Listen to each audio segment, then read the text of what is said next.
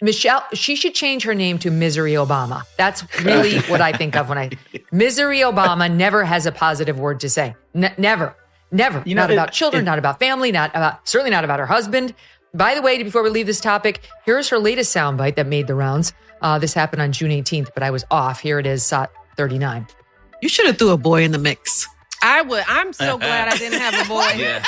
Because he would have been a Barack Obama. Baby Barack. It would have been amazing. No, I would have felt for him. What do you get when you mix a former First Lady with a MIC drop moment from Megyn Kelly? Absolute chaos. Brace yourself, because Michelle Obama just walked into a verbal blender, and Megyn hit puree. From fake relatability to tone-deaf speeches, Megyn peels back the polished image like it's a cheap sticker on a dollar store lunchbox. If you thought the Obamas were untouchable, think again. This takedown is brutal, sarcastic, and absolutely impossible to ignore. Speaking of people who continue to play the victim even though they're not, here is today's daily dose of Michelle Obama, who has been out there trying to promote her terrible podcast that has absolutely no fan following. And she decided everything she says and does is a complaint. Everything. And so she winds up talking to Tina Knowles, also better known as Beyonce's mother, about marriage and divorce, which is Michelle's favorite topic, one of them at least. Number one is how much she hates her time as First Lady. She hated it. And number two, I mean, you could go either way, how racist the country is and how much she can't stand it. And then we're coming in, at least in the top three, is her negative comments about her husband. Oh, Michelle Obama thought she could glide through the political theater again, arms waving like she's directing a flash mob of swooning media interns. But then Megyn Kelly stepped in, flamethrower in hand, smirk locked in. Suddenly, all the glitz, glamour, and gaslighting couldn't keep the fantasy afloat. The Barack Michelle Obama appearance, the podcast, because everybody thinks they're getting a divorce, and let's face it, they probably are. She dragged him onto her show with brother Craig, and the following took place. Here's how it started in SOT 36. Barack Obama, can you join us? You see, Michelle's entire brand has always been built like a luxury treehouse, high above the people, polished, photogenic, and entirely supported by the invisible scaffolding of media adoration and institutional obsession. But the second someone turns on the kitchen lights and points out the rats, the illusion starts to crumble. I genuinely think she meant what she said. Oh God, I'd have another Barack Obama on my hands. And who the hell wants that? I mean, we kind of can relate, but whatever, it's fine. It's different. We're the general public. But it was so funny. Like, I'll show the audience one other thing. Yesterday we had on Ruthless, and Josh Holmes was saying you should show some outtakes because we showed a tease. I'm like, you know what? We should show some outtakes. So they cut a couple of you and me when we were sitting there, and just how funny it was because she's so absurd. We had no idea she was this negative a person. Megyn, with the precision of a surgeon and the energy of someone who's been waiting years to say, "I told you so," ripped through Michelle's royalty cosplay like it was a Black Friday clearance rack. Because let's be real, the only thing more predictable than Michelle's "I'm just like you," but also your queen act is the media fainting in unison every time she exhales near podium. Work and going to therapy and just figuring out, like, what happened those 8 years we were in the White House? What happened that 8 years? Mm-hmm. What did that do to me internally, my soul? No one talks about this. No, they don't. We made it through. We got out alive. I hope we made the country proud.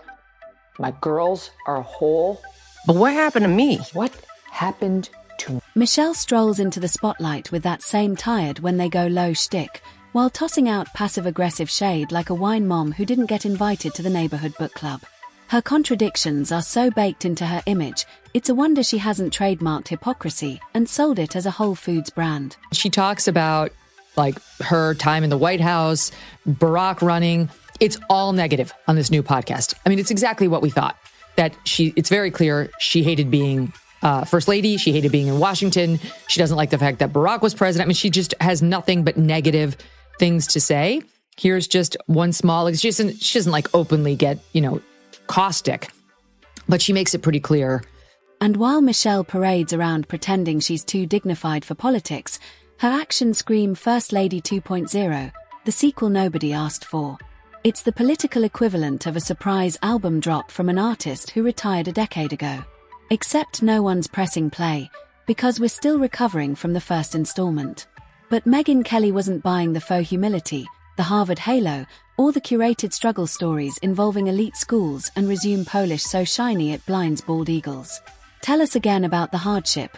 While sipping organic tea in a mansion, Megyn shredded those manufactured sympathy monologues with a deadpan delivery that said, "Sweetheart, no one's buying the Hallmark version of your origin story anymore."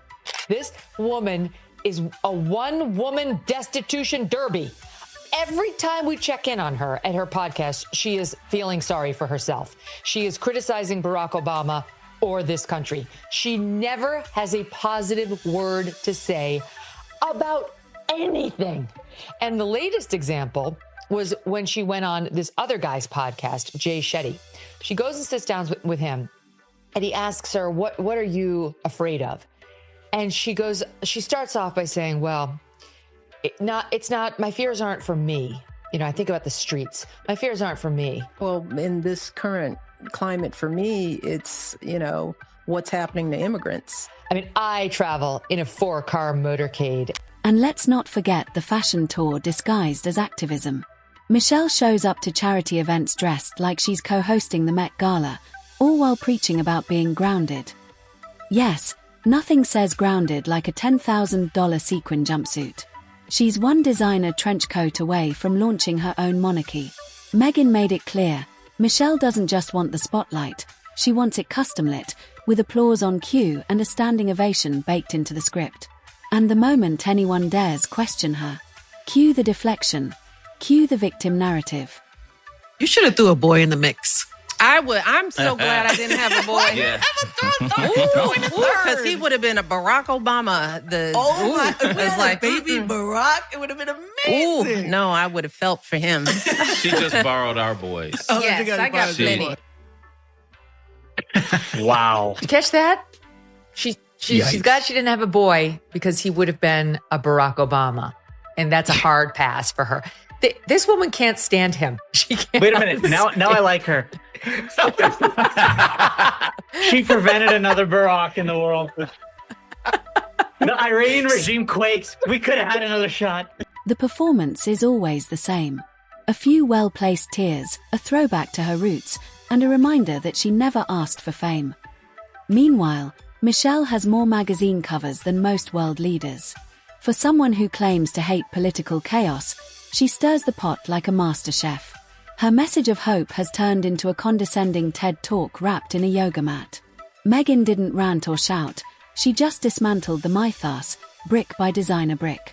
Suddenly, Michelle's new clothes looked suspiciously like recycled slogans and borrowed power suits. Love the way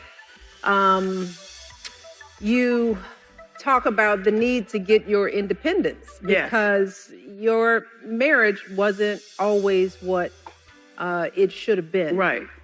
Okay, so she's going right in, like, independence is what it's about. Of course, you had a shitty marriage. I can totally relate. And then can I just show you one more? Look at SOT 23. No. I'm sorry. It's the VO6, where the two of them get up and they start dancing. And this is part of the Michelle Obama attempted reinvention. I'm sorry, but I'm not impressed. To make herself into something cool. Here she is again. Make herself into something cool, Walter, that like we can relate to. She's a cool girl because she was first lady and that she can get up there and dance with Beyonce's mom. I'm sorry, but all I can think is you hate the... Let's not pretend that Michelle's strategic silence isn't a move. When the tough questions roll in, she transforms into a motivational speaker with memory loss. Everything becomes about our journey and raising strong daughters, never about real accountability. Critique becomes hate, and skepticism becomes blasphemy. But Megyn, she's the heretic with a megaphone and a flashlight. She pulled back the curtain on a memoir-turned-soft-focus spiritual epic sponsored by Whole Foods and the Ghost of Oprah's book club. Behind the quotes, a business model. Behind the tears, a Netflix deal. Behind the struggles, PR choreography. There will be parental pain. We have to become tougher for the sake of our kids. And I just don't think that there's any way around making this easy for parents. I think that's what parenting is never easy. It's not supposed to be. And it's not fun. Life isn't fair. And that's another lesson for kids to learn. That's right. It's not fun. It's painful having children. It's not fun. And she wonders why, as she told Amy Poehler, her daughters run the other way when she opens her mouth to offer what is surely unsolicited advice. Like, I look back on my own experience with my kids. Yeah, it's hard when they're very little. It's a lot more hard work than, now my kids are 15, 14, and almost 12. But it's still fun. They're so cute. I don't know a mother who would look back at years 1 through 13 and say, it's going to be bad. Those 13 years, they're bad. The kids are a hassle. And then doubles down here saying parenting is not fun. It's painful. Then came Megyn, not with rage, but with the emotional equivalent of a paperclip and a skeptical eyebrow. She didn't need scandal or smear tactics. She held up a simple mirror. And just like that, Michelle's motivational mist turned into fogged up glass. Her diplomacy style is like a velvet pillow full of judgment. The media ate it up like artisanal empowerment, but Megyn pointed out the absurdity without breaking a sweat. Like, I look back on my own experience with my kids. Yeah, it's hard when they're very little. It's a lot more hard work than, now my kids are 15, 14, and almost 12. But it's still fun. They're so cute. I don't know a mother who would look back at years 1 through 13 and say, it's going to be bad. Those 13 years, they're bad. The kids are a hassle. And then doubles down here saying parenting is not fun. It's painful. But Megyn wasn't there to flatter. She came in like a librarian during finals week. No frills, just facts with footnotes. While Michelle's fan base hyperventilated into their monogrammed tote bags, Megyn calmly reminded everyone that applause doesn't equal authenticity. When you live in a motivational echo chamber long enough, yoga poses start looking like activism. And just like that, the image of Michelle as America's spiritual first lady began unraveling, one Instagram caption at a time. Still just as bitter as ever. There's such a great new spin of complaints here.